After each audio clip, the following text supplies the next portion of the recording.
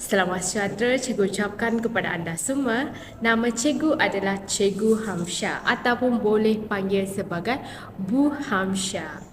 Okey, hari ini kita akan mempelajari tentang perkembangan nasionalisme di dua buah negara. Yang pertama, cikgu akan fokuskan kepada Indonesia. Kedua, Thailand. Okey, sebelum cikgu masuk kepada pembelajaran seterusnya, cikgu nak tanya kepada anda semua yang Muslim, adakah anda sudah solat subuh? Dan juga yang bukan non-Muslim, adakah anda semua sudah sembahyang pada pagi tadi? Jika anda semua sudah, mari kita masuk dalam isi pembelajarannya. Okey, seterusnya cikgu nak tanya kepada pelajar cikgu ni, cuba angkat tangan siapa yang sayang kepada ibu bapa. Okey, cikgu lihat banyak orang angkat tangan kan. Okay. Sebenarnya kita semua sayang kepada ibu bapa kan. Okey, antara contoh-contoh kita cara untuk meluangkan kasih sayang kita kepada ibu bapa adalah bagaimana? Kita akan buat apa? Yes, sambut happy birthday mereka, sambut hari jadi ataupun ulang tahun. Seterusnya, belikan mereka hadiah ataupun gift ataupun masak untuk mereka jika ada kelapangan masa gitu kan. Okey, ini semua kita buat untuk menunjukkan kita ni sayang kepada ibu bapa mereka ataupun orang tua kita. Okey, sama juga maksud cinta kepada negara, iaitu kita jadikan sebagai satu phrase yang baru, iaitu nasionalisme. Okey, apa maksud nasionalisme? Yang pertama, cinta pada negara.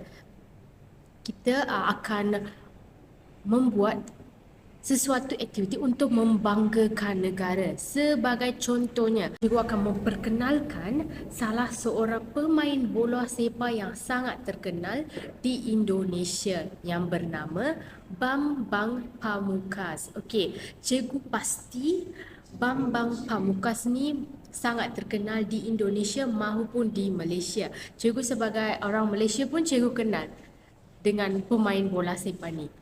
Okey, cikgu pun pasti anda semua kenal ya. Okey, kenapa kita kaitkan dengan pemain bola sepak dengan nasionalisme? Sebab Bambang Pamungkas ni, beliau berusaha dengan keras untuk membanggakan negara. Pada masa yang sama itu juga menunjukkan cinta pada negara. Okey, mari kita lihat tentang nasionalisme di Indonesia. Macam manakah perkembangan nasionalisme di Indonesia? Okey, kalau cikgu sebut sahaja nasionalisme di Indonesia, anda kena lihat kenapa ada perkembangan nasionalisme di Indonesia. Yang pertama tentang isu pendidikan.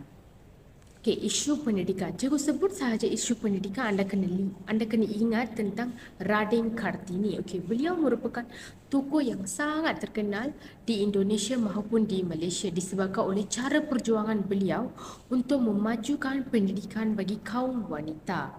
Okey, sedikit latar belakang tentang beliau. Okey, beliau dilahirkan pada tahun 1879 dan beliau telah pun meninggal pada tahun 1904. Okey, seterusnya, cara perjuangan beliau untuk memajukan pendidikan bagi kaum wanita adalah beliau menulis banyak surat kepada kawan-kawan di Eropah sana. Di mana surat-surat beliau ni telah pun dibukukan. Di mana buku ni dikenali sebagai, dalam bahasa Inggerisnya adalah Letters of Javanese Princess 1911 ataupun dikenali sebagai Habis Gelap Terbitlah Terang 1911 juga. Okey, apakah kandungan surat-surat beliau ini? Yang pertama, beliau mendedahkan tentang kemunduran rakyat Indonesia, dan kedua, penindasan penjajah. Okey, siapakah penjajah di Indonesia? Okey, cuba anda mengingat kembali siapa penjajah di Indonesia. Yes, betul, Belanda. Di mana beliau membuka ataupun membagi tahu penindasan tentang penjajah Belanda di Indonesia. Di mana perjuangan Radin Kartini ini tidak radikal, tidak serius dan tidak ada satu sistem yang beliau ikut. Mereka just tulis surat pada hantar kepada kawan beliau dan beliau mendapatkan cadangan daripada kawan beliau. Begitu sahaja. Di mana beliau masih dalam tahap yang pertama di mana tidak radikal. Okey, seterusnya perjuangan beliau ni memberi inspirasi kepada pejuang yang selepas itu untuk menubuhkan satu pertubuhan yang lebih tersusun. Seterusnya dapat satu parti yang bernama Muhammadiyah. Di mana Muhammadiyah ni matlamat mereka adalah 3 sahaja. Yang pertama, menyebarkan agama Islam yang sebenar. Kedua, hindari agama Kristian iaitu agama penjajah Belanda tersebut. Mereka kan agama Kristian. So mereka menghindari ancaman agama Kristian. Ketiganya adalah menghindari ancaman Barat. Barat itu siapa? Yes, Belanda. Okey, seterusnya ini Muhammadiyah ni masih dalam tahap yang pertama. Kita pergi ke tahap kedua di mana perjuangan parti politik yang radikal, di mana parti politik ni sudah mempunyai susunan, mereka sudah mempunyai ahli jawatan kuasa yang tertentu untuk menggerakkan parti politik tersebut. Antara parti politik yang terkenal di Indonesia adalah yang pertama, Syarikat Islam, SI. Dikenali sebagai SI ataupun Syarikat Islam. Kedua adalah Parti Komunis Indonesia. Ketiga adalah Parti Nasionalis Indonesia ataupun dikenali sebagai PNI. Okey, seperti yang cikgu ceritakan tentang perkembangan nasionalisme di Indonesia, cikgu tidak akan lupa untuk menceritakan tentang Peranan Soekarno, di mana beliau sangat terkenal di Indonesia disebabkan oleh perjuangan beliau untuk menuntut kemerdekaan Indonesia. Okey, Soekarno, beliau ni menubuhkan PNI iaitu Parti Nasionalis Indonesia pada tahun 1927. Okey, pada tahun 1928 pula beliau menubuhkan Kongres Pemuda Indonesia untuk Sumpah Pemuda. Okey, anda semua kena ingat dia pelajar-pelajar. Kalau cikgu sebut je tentang Sumpah Pemuda, dia ada 3 perkara yang perlu diingati. Yang pertama, satu negara, negara Indonesia. Kedua, satu bangsa, bangsa Indonesia, dan juga satu bahasa iaitu bahasa Indonesia sebagai bahasa kesatuan ataupun dikenali sebagai bahasa kebangsaan. Okey, seterusnya beliau menubuhkan satu lagi persatuan dikenali sebagai Permuafakatan Perhimpunan Politik Kebangsaan Indonesia, PPKI. Kenapa beliau menubuhkan itu? Okey, beliau menggabungkan semua parti politik ataupun mana-mana organisasi politik untuk bekerjasama untuk menuntut kemerdekaan bagi Indonesia. Itu merupakan tujuan utama mereka, menuntut kemerdekaan di Indonesia. Seterusnya, perjuangan mereka dikenali sebagai lebih radikal, di mana lebih serius sudah. Seterusnya, lepas Belanda mengetahui tentang perjuangan Soekarno, di mana Soekarno ni dipenjarakan oleh Belanda pada tahun 1929 hingga 1931. Selepas beliau keluar daripada penjara, beliau dibuang negara lagi ke Flores pada tahun 1934 selama berapa tahun? Selama 3 tahun ya. Selama 3 tahun beliau dibuang negara. Tetapi beliau tidak putus asa lagi untuk memperjuangkan kemerdekaan, untuk menuntut kemerdekaan bagi negara Indonesia. Akhirnya beliau sudah pun mendapat kemerdekaan bagi negara Indonesia pada tanggal 17 Ogos 1945 dan beliau menjadi Presiden Indonesia yang pertama pada tahun 1949. Okey, itu merupakan sedikit perjuangan beliau untuk menuntut kemerdekaan Indonesia. Dan perjuangan beliau, perjuangan Raden Kartini, Muhammadiyah dan juga parti politik sebagai Syarikat Islam dan juga lain-lain ini juga menunjukkan semangat nasionalisme mereka terhadap negara Indonesia, di mana mereka cinta pada negara disebabkan oleh mereka cinta, mereka berjuang untuk negara mereka sendiri. Okey. Seterusnya adalah tindakan Belanda terhadap perjuang. Okey, seperti yang cikgu kata, Belanda kan merupakan penjajah dan Belanda ni tidak suka kalau ada orang menentang mereka. So kalau ada orang menentang mereka, Belanda ni akan berusaha untuk menyekat apa-apa plan ataupun rancangan mereka untuk menjatuhkan Belanda. Yang pertama, Belanda akan buat apa? Tangkap pemimpin yang radikal. Mereka akan tangkap pemimpin, ketua, supaya orang bawah-bawahan ni supaya tidak bergerak. Mereka tidak tahu rancangan seterusnya. Keduanya adalah untuk mengharamkan Parti Nasionalis Indonesia. Kenapa diharamkan? Supaya mereka tidak lagi untuk berjuang, mereka tidak lagi bersuara. supaya masyarakat dekat Indonesia ni tidak terpengaruh dengan kata-kata mereka begitu. Okey, seterusnya cikgu ada sedikit kata-kata semangat daripada kata-kata, bukan kata-kata semangat, di mana kata-kata ataupun quotes daripada Soekarno, iaitu bermimpilah setinggi langit. Jika engkau jatuh, engkau akan jatuh di antara bintang-bintang. Okay, itu merupakan quote yang terkenal daripada Soekarno. Okey, seterusnya kita dah selesai tentang Indonesia, maka kita akan pergi kepada negara yang seterusnya iaitu Thailand. Okey, cikgu suka betul tentang perkembangan nasionalisme di Thailand. Kenapa? Sebab Thailand ni sangat unik. Antara semua negara di Asia Tenggara, Malaysia, Indonesia, Indochina semua negara ni dijajah oleh penjajah. Ada je kuasa barat yang jajah mereka, tetapi di Indonesia ni sangat unik, di mana tiada kuasa penjajahan, tiada kuasa barat yang menjajah mereka. Di mana semangat nasionalisme di Thailand ni berbeza dengan negara-negara yang lain, di mana raja mereka sendiri, raja Thailand sendiri, di mana memperkenalkan birokrasi barat. Raja tu sendiri memperkenalkan birokrasi barat. Okey, apa yang raja buat? Raja raja tu melantik 80 penasihat barat diketuai dekat pelbagai jabatan, di mana setiap jabatan ni ada penasihat daripada barat. Contohnya, okey, dari negara Amerika, mereka akan bertugas mostly dekat jabatan custom. Kalau negara Britain, dari negara Britain pula, mereka akan bertugas sebagai penasihat kewangan, penasihat pelabuhan, polis dan juga guru. Di mana guru-gurunya adalah semuanya daripada Britain dan mereka juga menggunakan pendidikan barat. Seterusnya 3 Perancis. Kalau dari Perancis, mereka mau kepada ketenteraan, mau kepada soldiers gitu untuk keselamatan negara. Okey, seterusnya raja ini juga memperkenalkan 3 perkara. Yang pertama, beliau memperkenalkan majlis penasihat rendah dan juga majlis mesyuarat tertinggi. 2 perkara ini untuk menasihati raja dalam hal-hal pentadbiran. Kedua, memperkenalkan kabinet menteri. Kabinet menteri ini terdiri daripada golongan bangsawan yang mendapat pendidikan barat yang akan mengetuai kementeriannya.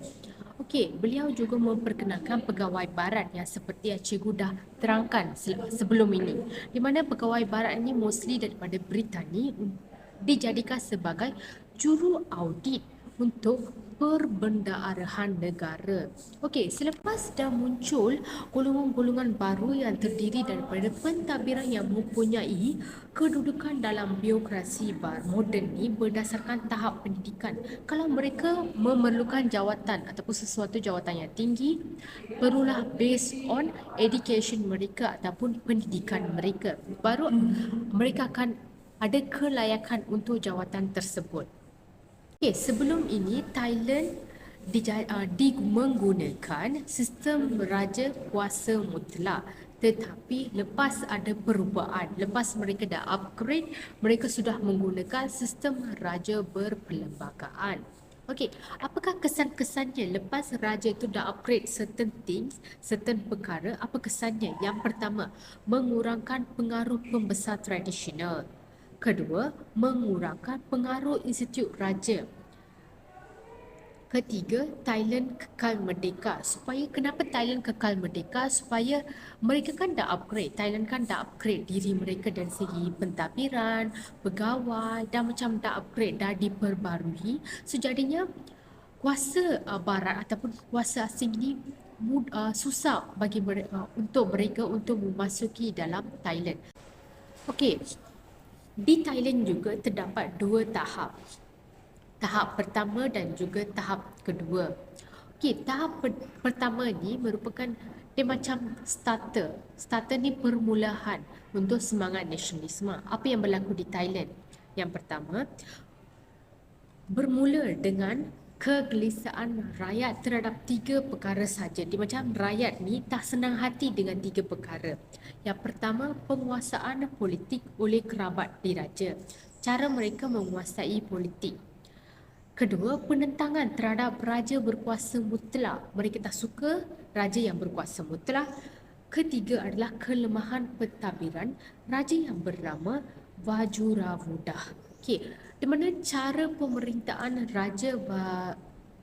Raja Vajravuda ini tidak disukai oleh rakyatnya. So jadinya terdapat perkembangan pendidikan barat yang memberikan pendedahan terhadap golongan intelektual terhadap tiga perkara. Seterusnya, golongan intelektual ni memainkan peranan dalam tiga perkara: fahaman liberal, sistem demokrasi, sistem raja berperlembagaan, di mana mostly negara-negara pada zaman sekarang, pada masa ini, mereka menggunakan raja berperlembagaan, sama seperti juga di Malaysia. Di Malaysia juga menggunakan raja berperlembagaan. Okey, disebabkan oleh rakyat ni tidak puas hati terhadap sistem pentadbiran, sikap boros raja juga, di mana kesannya adalah tubuhlah satu parti politik, iaitu Parti Rakyat 1932. Parti Rakyat ni dipimpin oleh dua orang. Yang pertama, Nai Prit Panamoyong. Keduanya adalah Field Marshal P. Bulsongkram. P. Bulsongkram. Okey, P. Bulsongkram ni sangat terkenal ya, seperti Panamoyong juga. Okey, apakah yang mereka dua orang ni buat? Yang pertama, melancarkan revolusi Thailand 1932 yang menamatkan sistem raja yang berkuasa mutlak, dan pentadbiran dijalankan oleh Perdana Menteri. Mereka nak upgrade lagi. Pada tahap kedua, masih juga sama, di mana rakyat ni masih juga tak berpuas hati dengan apa? Dengan cengkaman ekonomi oleh kapital barat dan juga orang Cina. Okey, rakyat juga tak puas hati dengan kapital orang Cina dan juga barat dengan cengkaman ekonomi mereka. Di mana di sini peranan P. Bulsongkram ni memainkan peranan di sini, di mana beliau merupakan Perdana Menteri di Thailand pada waktu itu, di mana beliau sudah pun meluluskan undang-undang untuk menyekat kebebasan penguasaan ekonomi orang Cina, dan juga sekolah Cina dan juga akhbar Cina dibubarkan. Seterusnya, peribumi digalakkan untuk melibatkan diri dalam aktiviti ekonomi. Apakah maksud peribumi? Peribumi adalah orang tempatan di sebuah negara. Okey, siapakah peribumi di Thailand? Of course, orang Thailand kan. Itu orang Thailand, mereka menggalakkan orang Thailand untuk melibatkan diri dalam aktiviti perdagangan ataupun mana-mana aktiviti yang berkaitan dengan ekonomi. Seterusnya adalah jawatan dalam kerajaan hanya diberikan untuk penganut agama Buddha sahaja. Seterusnya, pada tahun 1939, nama negara Siam ditukar kepada Thailand. Sebelum tu Thailand tu dikenali sebagai Siam. Selepas tu dikenali sebagai Thailand. Apakah maksud Thailand? Thailand adalah tanah bebas. Maksudnya adalah tanah yang bebas. Beliau juga bekerja sama dengan Jepun semasa Perang Dunia Kedua dan juga berjaya mendapatkan semula wilayah-wilayah di Indochina dan juga Tanah Melayu. Itu merupakan perjuangan beliau yang menunjukkan semangat nasionalisme beliau kepada negaranya, kepada tanah air beliau.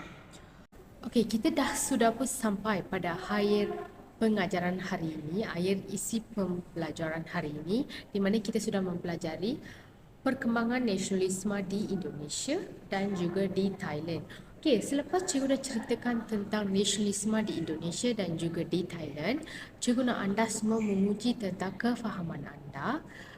Oleh itu, cikgu sudah menyediakan satu link permainan Kahoot, di mana anda semua boleh tekan link tu di bawah nanti dan juga boleh mulakan permainan tersebut.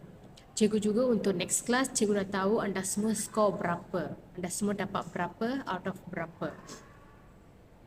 Okey, untuk penutup, cikgu nak tanya satu lagi soalan kepada anda semua. Selepas cikgu dah mengajarkan tentang nasionalisme di Indonesia dan juga di Thailand, cikgu nak tanya kepada anda semua, yang manakah lebih penting, ilmu ataupun duit? Okey, tolong fikir-fikirkan jawapan untuk soalan ini. Yang mana penting, ilmu ataupun duit? Untuk pada waktu sekarang lah. Tetapi cikgu tak akan menyalahkan mana-mana. Kalau ada pelajar yang sokong, okey cikgu, saya rasa duit lagi penting daripada ilmu. Itu pun betul, tetapi anda semua perlu menyatakan sebab kenapa anda sokong. Okey, cikgu nak tahu sebab-sebabnya di bahagian ruang komen nanti. Sebagai contohlah, cikgu akan sokong ilmu lagi penting daripada duit sebab ilmu ni boleh menajah pendapat. Kita boleh mendapatkan duit daripada ilmu tersebut. Sebagai contohnya, cikgu mengajar kepada anda semua. Cikgu dapat duit juga kan? Itu sebabnya. Tetapi tak salah juga kalau ada pelajar yang sokong duit lagi penting daripada ilmu. Tak salah juga, tetapi cikgu nak tahu kenapa duit tu lagi penting daripada ilmu. Okey, akhirnya cikgu ada lagi satu task untuk anda semua di mana cikgu meminta anda semua, pelajar-pelajar cikgu ni untuk menulis secara ringkas. Anda boleh pilih sama ada nak tulis tentang perkembangan nasionalisme Indonesia ataupun Thailand, tak kisah. Kalau pilih Indonesia, tulis secara ringkas saja. Dalam satu petikan pun cukup, dalam 10 baris pun cukup. Ataupun anda nak buat mind map ke, terpulang kepada anda, terserah kepada anda nak buat yang mana satu. Di mana hasil kerja anda semua boleh diletakkan di ruang komen. Nanti cikgu akan simak dan beritahu kepada anda semua ya. Okey, itu sahaja isi pembelajaran hari ini. Sekian, terima kasih. Kita akan jumpa lagi dalam video yang seterusnya.